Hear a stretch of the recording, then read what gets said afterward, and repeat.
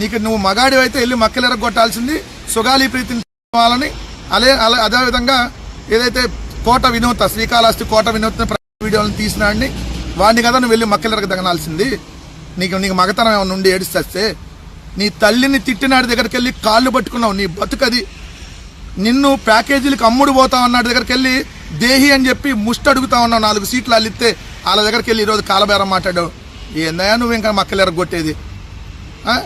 నీ జనసేనాలని కుక్కలను కొట్టినట్టు కొడుతుంటే కొట్టించుకోమంటున్నావు. అది నీ మగతనం. నువ్వు మళ్ళీ ఏదో మక్కలు ఎరగొడతా ఏం పీకలేకపోయారు, ఏం పీకుతారు, ఇష్టం వచ్చినట్టుగా వాగుతా ఉన్నావు కదా.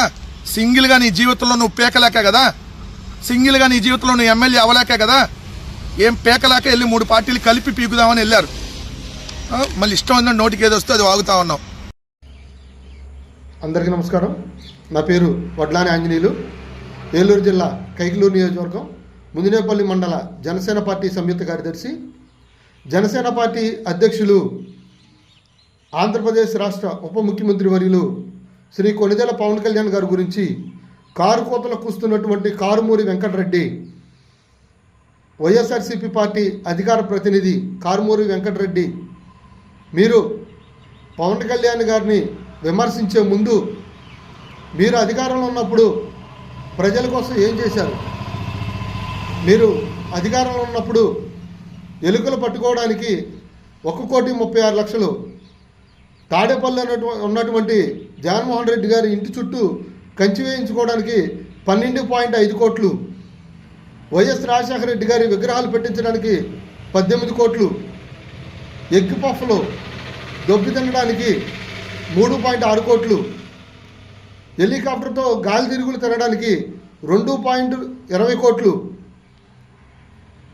భారతీయ పాలిమర్స్ పేరున బియ్యం సంచులకి 700 కోట్లు, ఇవన్నీ కూడా ప్రజాధనాన్ని కేటాయించి అడ్డగోలుగా అక్రమంగా ప్రజల డబ్బుని దొబ్బి తిన్నటువంటి మీరు పవన్ కళ్యాణ్ గారి గురించి మాట్లాడే అర్హత మీకు లేదు. అలాగే పవన్ కళ్యాణ్ గారు జనసేన పార్టీ స్థాపించిన నాటి నుంచి ఈరోజు కూడా ఆంధ్రప్రదేశ్ రాష్ట్రంలో ఉన్నటువంటి ప్రజలకి, తెలంగాణకి ఆయన మరి ఎన్నో దానాలు చేసినటువంటి వ్యక్తి పవన్ కళ్యాణ్ గారు. ఇండియన్ ఆర్మీకి 1 కోటి రూపాయలు విరాళంగా ఇచ్చినటువంటి వ్యక్తి పవన్ కళ్యాణ్ గారు. అలాగే ఒక స్కూల్కి వెళ్తే ఆ స్కూల్ పిల్లలకి ఆడుకోవడానికి ప్లే గ్రౌండ్ లేదంటే తన సొంత నిధుల నుంచి 1 ఎకరం పొలం కొని స్కూల్ పిల్లలకి ఇచ్చినటువంటి వ్యక్తి పవన్ కళ్యాణ్ గారు. మరో స్కూల్కి వెళ్తే అక్కడ లైబ్రరీ లేదంటే తన సొంత నిధుల నుంచి లైబ్రరీ శాంక్షన్ చేసినటువంటి వ్యక్తి పవన్ కళ్యాణ్ గారు. భారతదేశానికి కప్పు గెలుచుకొని వచ్చినటువంటి క్రికెట్ జట్టుకి 85 లక్షల రూపాయలు తన సొంత నిధుల నుంచి ఇచ్చినటువంటి వ్యక్తి పవన్ కళ్యాణ్ గారు. ఇలా ఎన్నో గొప్పదానాలు పవన్ కళ్యాణ్ గారు అడిగిన వారికి లేదనకుండా మరి ఆయన ఇచ్చినటువంటి వ్యక్తి పవన్ కళ్యాణ్ గారు. అలాంటి వ్యక్తి గురించి విమర్శలు చేసే ముందు ఒకసారి మిమ్మల్ని మీరు ఆత్మపరిశీలన చేసుకోవాలి. ఆయన విమర్శించే స్థాయి మనకుందా, ఆయన విమర్శించేంత స్థాయి మీకుందా అని విమర్శించుకోవాలి. మరి ఎన్నో వ్యాపార సంస్థలు కలిగినటువంటి వైఎస్ జగన్మోహన్ రెడ్డి గారు మరి ఆంధ్రప్రదేశ్ రాష్ట్రంలో ఎన్ని విపత్తులు వచ్చినా 10,000 రూపాయలు కూడా మరి రాష్ట్రానికి వెచ్చించలేని అతి పేద మరి మాజీ ముఖ్యమంత్రి జగన్మోహన్ రెడ్డి గారు ఏనాడు రాష్ట్ర ప్రజలకు కానివ్వండి, రాష్ట్రంలో ఉన్న ప్రజానీకానికి కానివ్వండి, ఎన్నో విపత్తులు వచ్చినా, తుఫాన్లు వచ్చినా, కరోనా లాంటి ఒక పెద్ద విపత్తు వచ్చినప్పుడు కూడా రాష్ట్ర ప్రజల కోసం 10 లక్షల రూపాయలు తన సొంత నిధుల నుంచి కేటాయించినటువంటి వ్యక్తి వైఎస్ జగన్మోహన్ రెడ్డి గారు.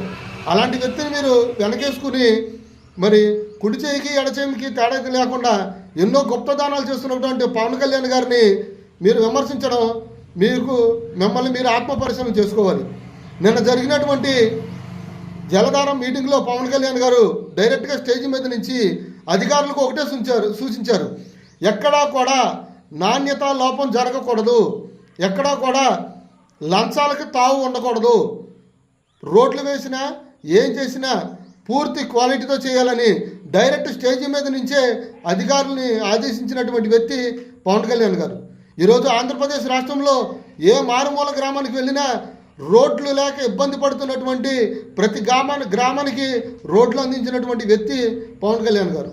ఆయన తీసుకున్నటువంటి శాఖలో మూలన పడిపోయిన శాఖలను ఆయన తీసుకుని పంచాయతీ రాజ్ శాఖ అంటే ఈరోజు భారతదేశంలో 26వ స్థానంలో ఉన్నటువంటి ఆ శాఖని దేశంలోనే నంబర్ 1 స్థానానికి తీసుకొచ్చినటువంటి వ్యక్తి పవన్ కళ్యాణ్ గారు.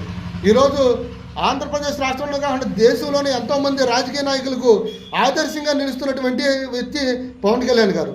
అలాంటి వ్యక్తిని పట్టుకుని మీరు ఇష్టం వచ్చినట్టు మాట్లాడే ముందు కొంచెం ఆలోచించి ఒళ్ళు దగ్గర పెట్టుకుని మాట్లాడండి మిస్టర్ వెంకటరెడ్డి గారు. ఇది జనసేన పార్టీ తరఫున మీకు ఇస్తున్నటువంటి వార్నింగ్. మేము మీకులాగా భాష తప్పి మాట్లాడలేము.